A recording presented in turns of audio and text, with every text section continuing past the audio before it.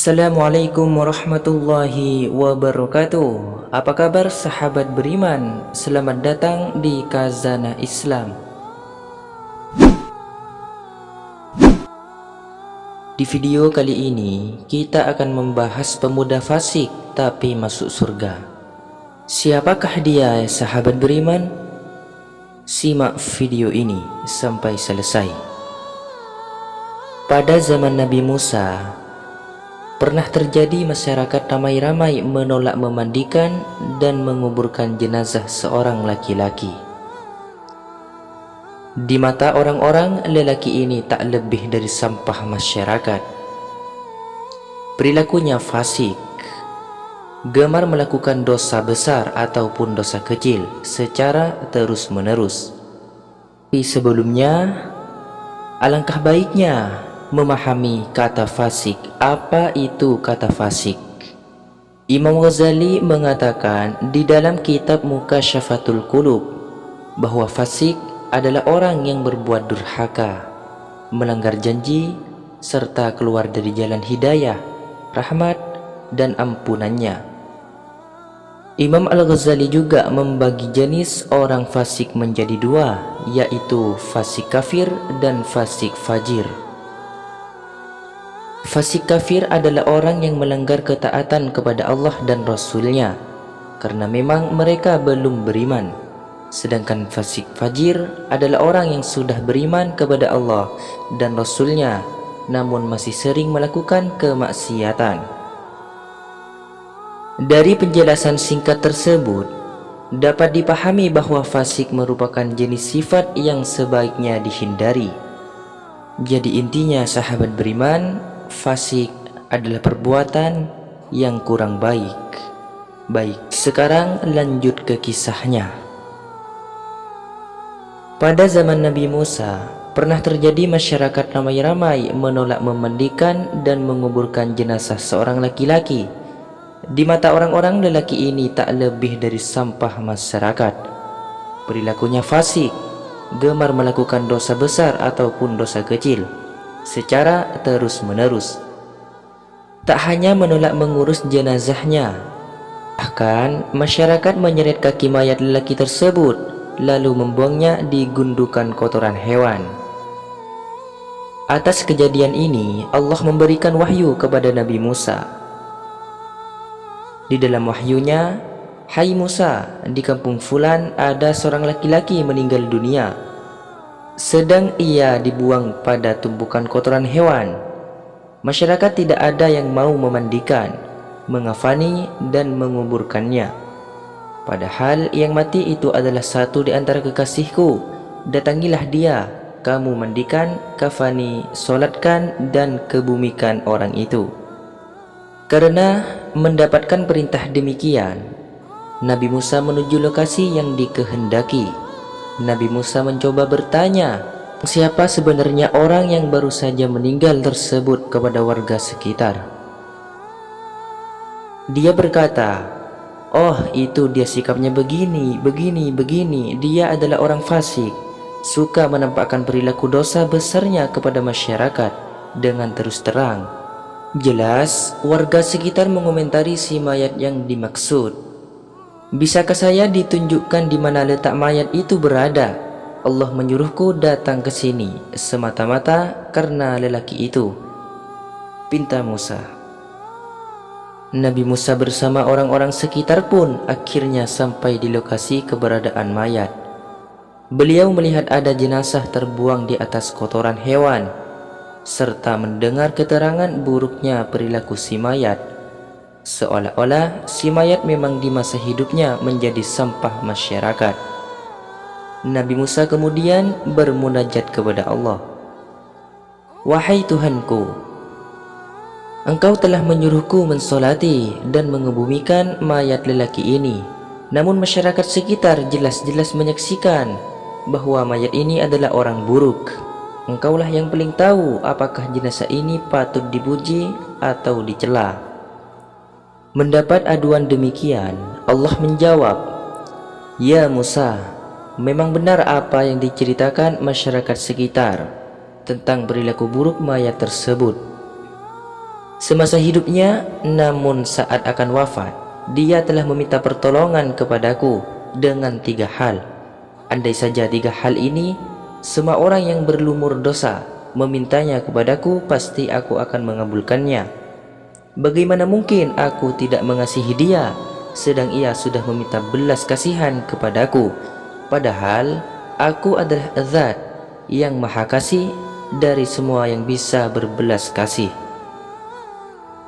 Kemudian Nabi Musa kembali bertanya kepada Allah, apa 3 hal tersebut ya Allah? Allah menjawab, pertama, saat mendekati waktu wafatnya, lelaki ini berkata, ya Tuhanku, Engkau Maha tahu tentang sikapku ini. Aku adalah pelaku maksiat. Meski begitu, hatiku begitu benci terhadap kemaksiatan. Aku melakukan maksiat karena 3 hal, yaitu dorongan hawa nafsuku yang membara. Aku tidak kuat mengendalikannya, sehingga aku terjerumus melakukan maksiat. Selain itu, teman-teman komunitas serta lingkunganku yang buruk pengaruh godaan iblis. Semuanya menjadikan aku jatuh ke lembah kemaksiatan. Sungguh, Engkau mengetahui tentang diriku ini. Atas apa yang telah aku adukan, maka ampunilah hamba-Mu ini. Yang kedua, sebelum wafat, lelaki tersebut juga berkata, ya Tuhan, sesungguhnya Engkau tahu bahwa aku pelaku aneka macam kemaksiatan. Kedudukanku, derajatku pasti setara dengan orang-orang fasik. Namun meski begitu, dalam hatiku aku lebih suka berteman dengan orang-orang yang salih. Aku suka cara-cara mereka menjauhkan hati dari zuhud.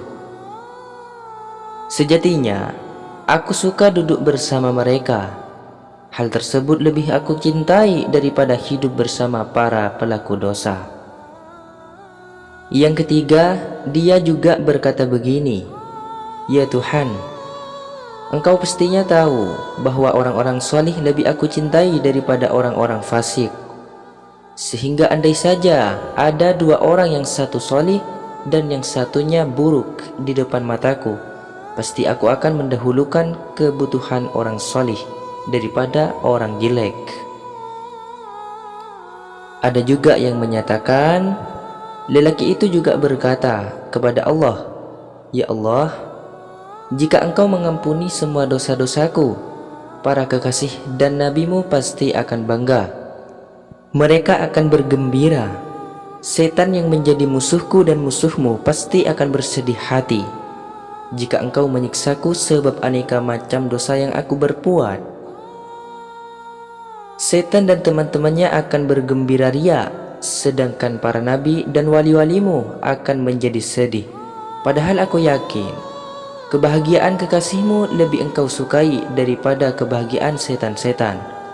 Ampunilah dosaku, Tuhan, Engkau sangat tahu atas apa yang aku sampaikan. Berikan aku belas kasihan-Mu. Dengan demikian, kata Allah, aku belas kasihani dia.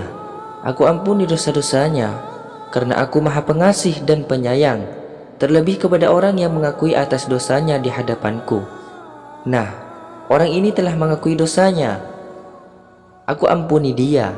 Hai Musa, lakukan apa yang aku diperintahkan atas kehormatannya. Aku ampuni siapapun yang menyalati jenazahnya dan hadir pada pemakamnya. Muhammad bin Abu Bakar Al-Usfuriyah, halaman 3. Pada cerita di atas, teman-teman, dapat kita ambil pelajaran. Pertama, kita tidak boleh memvonis siapapun sebagai ahli neraka, karena urusan surga dan neraka adalah urusan Allah. Kita hanya perlu menyikapi satu hal secara lahir saja. Yang kedua, orang yang meninggal dalam keadaan Islam, walaupun semasa hidupnya melakukan perilaku yang tidak baik seperti fasik, melakukan kemaksiatan terus-menerus, ia tetap harus dirawat sebagaimana jenazah orang muslim pada umumnya. Yang ketiga, kita perlu waspada kepada siapa saja untuk tidak berprasangka buruk kepada mereka, sehingga kita menjadi merasa lebih baik daripada mereka. Siapa tahu orang yang buruk itu karena mereka pandai mengolah hati serta rasa mereka lebih dicinta Allah daripada kita.